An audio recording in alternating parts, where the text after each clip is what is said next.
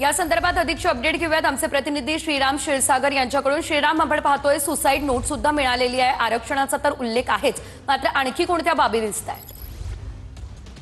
जर आपण पाहिलं, हा बंजारा समाजाचा तरुण आहे आणि हैदराबाद गॅजेटमध्ये बंजारा समाज जो आहे तो एसटी मध्ये आरक्षण मागतोय आणि त्या संदर्भात एसटी मध्ये आरक्षण मिळत नाहीये असं त्या तरुणाचं म्हणणं होतं आणि त्यांनी आरक्षणासाठी सुसाईड केली आहे आणि सुसाईड नोट मध्ये सुद्धा तेच लिहिलंय त्यांनी की आरक्षण मिळणं गरजेचं आहे अशी नोट लिहिली आहे। त्या संदर्भामध्ये उमरगा तालुक्यातील मुरुम गावचा हा तरुण आहे आणि त्या ठिकाणी ही दुर्दैवी घटना घडली आहे।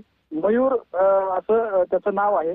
त्याच्या म्हणजे आई वडील, पत्नी, 2 मुलं सुद्धा त्याला आहेत।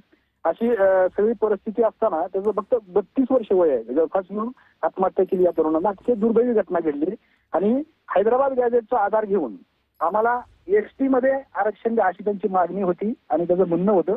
आता ते ऑलरेडी व्हीजीएनटी मध्ये आहेत आणि आम्हाला एसटी मध्ये आरक्षण मिळावं या मागणीसाठी या तरुणानं आपलं जीवन संपवलं। अतिशय दुर्दैवी घटना उमरगा तालुक्यातील मुरुम येथे घडलेली आहे। निश्चितच धन्यवाद श्रीराम, दिलेल्या सर्व अपडेटसाठी। निश्चितच ही अतिशय दुर्दैवी अशी घटना म्हणावी लागणार आहे, कारण आरक्षणासाठी आणखी एका तरुणानं आपलं जीवन संपवलंय।